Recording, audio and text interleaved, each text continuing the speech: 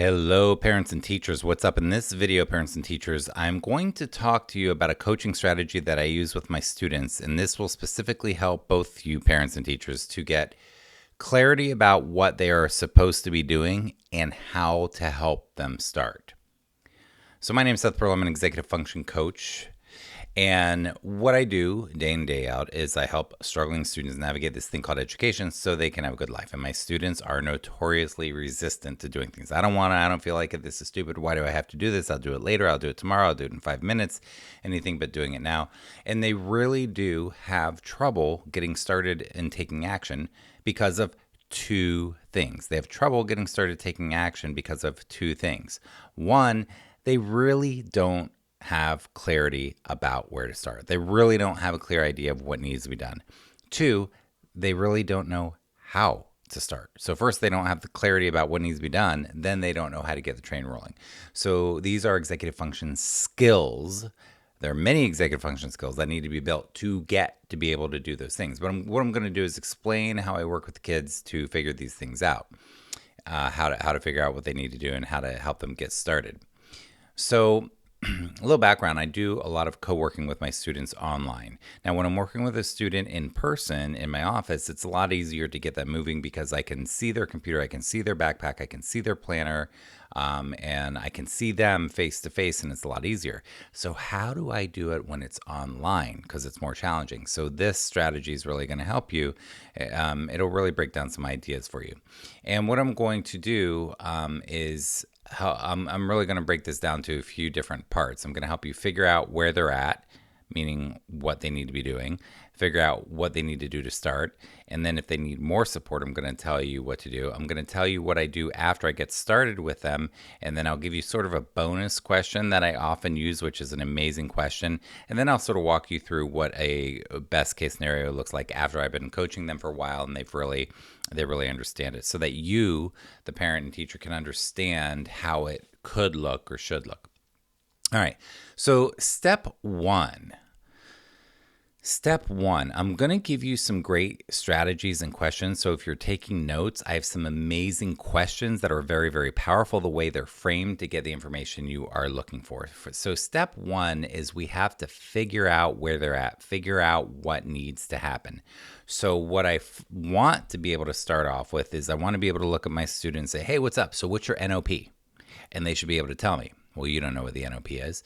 The NOP or the MIT is their number one priority or their most important thing. Some kids like MIT, some like NOP. What is your NOP? What is your number one priority today? What is the most important thing? If you didn't get anything else done today, what is your NOP? What's your number one priority? Parents, teachers, these kids don't have the kids who struggle with executive function are not great at prioritizing yet. These are skills we developed. So asking that question allows their brain to practice prioritizing. Okay, so that's a great question. So ideally, I can say, hey, what's your NOP? And they can answer that. If they can't answer that, I might say, hey, how's it going? And all these questions I'm about to say to you are me fishing. I'm trying to figure out what they need to do. Hey, how's it going? That's a way I get the information. Hey, what's up? What's up with you today? What do you got going on? Sometimes I'll say to them, well, what's your temperature? On a scale of 1 to 10, what is your temperature with your schoolwork or homework or whatever today? And why? So they say, oh, it's a 6. Cool. Why? Because blah, blah, blah. Cool. What would make it a 7? So I always ask what would make it one more. Next one I do oftentimes is called a high-low. I say, well, what's your high-low today with school? And they'll say, oh, well, my high, the best thing about school today is this, and the worst thing about this. Again, I'm fishing. When they tell me their high and their low, that helps me know where to guide them. When they tell me their temperature, it helps me know where to guide them. And then sometimes I'll say, so what's your number one priority or what's going on? And they're like, I don't know. And I'm like, well, what do you have to be doing tonight? They're like, I don't know. And they just keep saying, I don't know, I don't know, I don't know. So the magic question that I ask at this time, and this will be more difficult for you parents, of course, because they're going to be more resistant to you parents than they would be to me or teachers. But if they keep saying, I don't know what I have to do, I don't know, and they're just trying to avoid, then I say, well, what if you had to guess? So I'll say, what do you have to do tonight, or what's your number one priority? And they're like, I don't know. And I say, okay, well, what if you had to guess? And something about that question allows the brain to think differently. And then I shut my mouth and I wait. And I don't look them directly in the eye like, what if you had to guess? I give them space. I say, well, what if you had to guess? I'll wait. Take your time. Take as much time as you need to figure it out.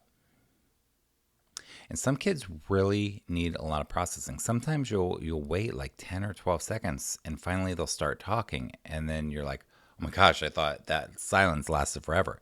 So be patient. So you can ask them, what if you had to guess? Another question I will ask is I'll say, okay, cool. So about tonight, do you want me to give you ideas or do you have some?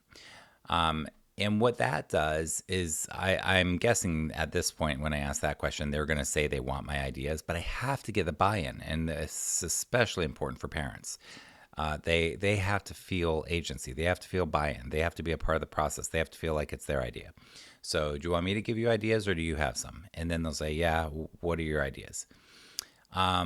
And so when I say that, see what happens is a lot of times these kids will say, oh, I don't have any homework. They really may have homework, or they may have long-term things they're supposed to be working on, or they may have executive function things they should be working on, like updating their planner, working with their inbox, other responsibilities, looking at the portals, looking at their grades. So they may have things to do, but they're thinking, I don't have homework. That's at least the thought.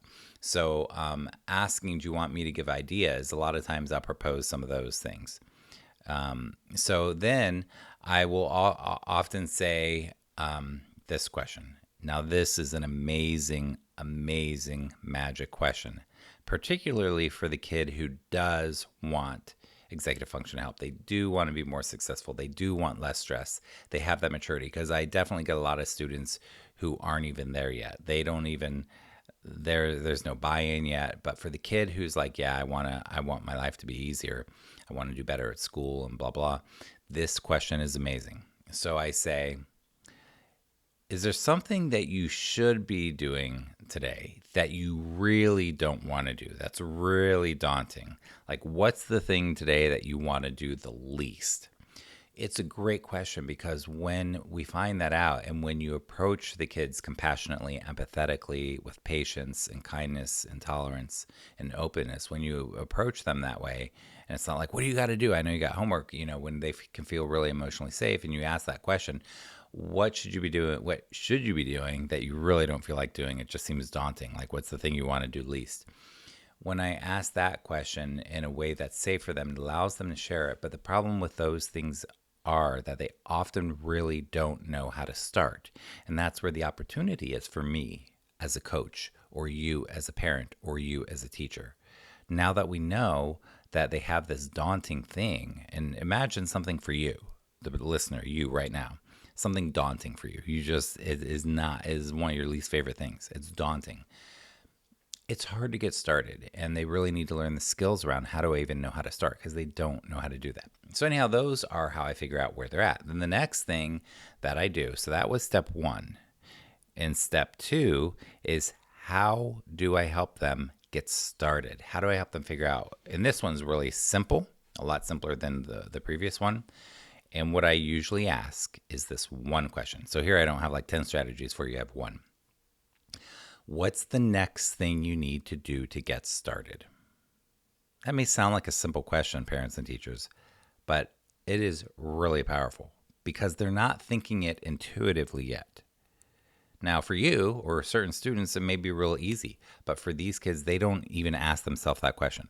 So for us to ask them, what's the next thing you need to do to get started? Sometimes they'll say, get out my backpack. And I'll say, okay, where's your backpack? And they'll be like, downstairs. I'll say, okay, go get it right now. See, so even just their backpack being downstairs is an interference. Or they might say, I have to find it online. I'll say, okay, cool, go find it right now. So they just need a little help getting the ball rolling. So that's the second place. How do we figure out what they need to do to start? We ask the question, what's the next thing you need to do to get started? Sometimes they will say, I don't know. And then what I usually do at that point is say, cool, well, if you did know, what would it be? Kind of like the question I was mentioning before. Cool, well, if you did know, what would it be? And then I'll say, cool, I'm still listening. Take your time. What do you need to do to get started? And I'll look away and just wait. That wait time is really important. Now, if it's too much wait time and I can tell they really don't know, then I'll say, do you want me to help you? How can I be helpful? Okay. So next, number 3. So that was 1, how do we figure out what they have to do? 2, how do we help them get started? 3, sometimes they need more support. So if they need even more support and they're new at the executive function game, they really don't have a lot of skills around getting stuff done. A lot of times these kids have so many missings, they're failing classes, particularly in middle and high school. So I will say things like, cool, now we've figured out what you need to do tonight. So if I'm online with them, I'm saying, where are you going to do it? Anytime we can help the kids get concrete on the thing, the more likely they are to do it. Because sometimes they don't even know where they're going to do their homework. Everything is so random. So they'll say, the kitchen table. Cool. What time are you going to do it? Later today. No. What time are you going to do it? 2 o'clock. Okay. Cool. 2 o'clock. What time is it now? So I might say things like that. And then I'll say, how will you get started? And just asking these questions, again, the kid has to visualize these things. So how will you get started? Well, I'll just start. A lot of times I'll accept that answer. But sometimes they'll say, well, I'll put my stuff on the desk and start or whatever. But I just want them to think through how they're going to start because they haven't visualized themselves starting. And that's very important. And then sometimes they'll say, what if you get distracted? What will you do? Because they haven't considered that either. So that's a great one. And then the last one that I often do is I say, how can I be helpful? How can I be helpful? Now, parents often,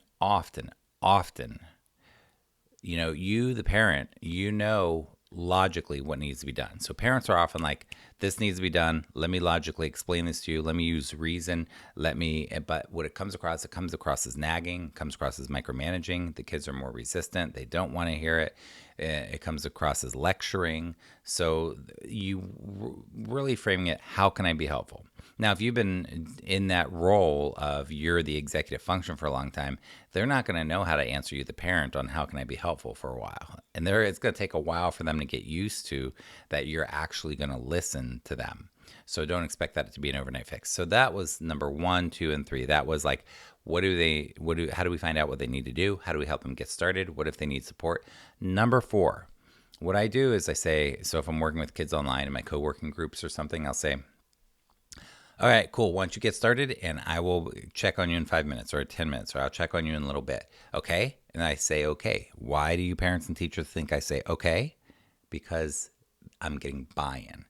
They're agreeing to it. They're saying, yeah, okay, I'll see you in a couple minutes. So I want to know that they are open to receiving the help. Here is number 5. This is sort of a bonus question that I often will throw in at all different coaching times. This bonus question you might want to write down. And the bonus question is this: what would it take? What would it take?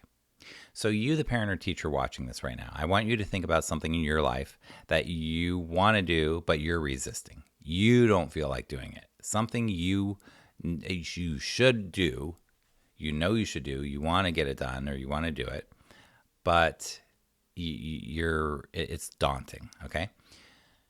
Now, let me ask you this question. What would it take to get started on that thing? What would it take?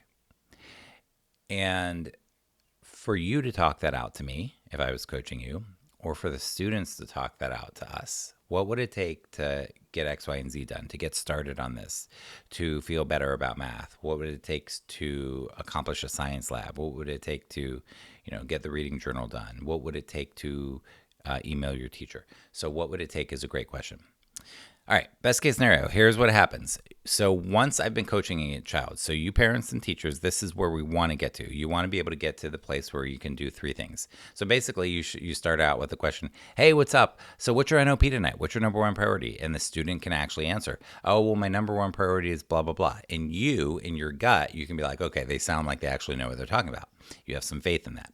Then 2, you can ask, cool, well, what's something you should do today, but you really don't want to? And sometimes they'll say, oh, well, it's that thing that I just told you. Or they'll say it's another thing. I often will ask that just because sometimes there's something really lingering that really does need to get done, but it's not the NOP. It's not the number one priority, but it's really a big one. And then 3, I say, cool, what's the next thing you need to do to start? And if I've been coaching them for a while, they're able to say, well, I need to go get organized at my desk, get my stuff together, open up the laptop, find it, and start. So that's your ideal scenario once they've really been getting some of this executive function down better. Anyhow, my name is Seth Perler. I'm an executive function coach based in Boulder, Colorado. Not really. I moved to Maui, Hawaii. I'm now based in Maui, Hawaii. If any of you are in Hawaii, aloha, say hello to me. Love to meet you someday. And my website is sethperler.com, SETHPERLAR.com. Parents and teachers, please support me. Give my video a thumbs up if this helped you. Put a comment below. What did you think of this video? What ideas do you have to help kids get started and figure out what they're doing? Give us some ideas and strategies that you use, or what doesn't work, what's frustrating you. Let us know in the comments. Give it a thumbs up. Subscribe. That helps my stuff grow and get shared more. And share my blog and my videos with other people. If you subscribe on my site, I have all kinds of freebies, and I send you an update every Sunday. That's all I got to say. I hope you have an awesome day. Aloha to you. Be well. Take care. Have a fantastic connection, joy, fun, and peace with your family today. Be well.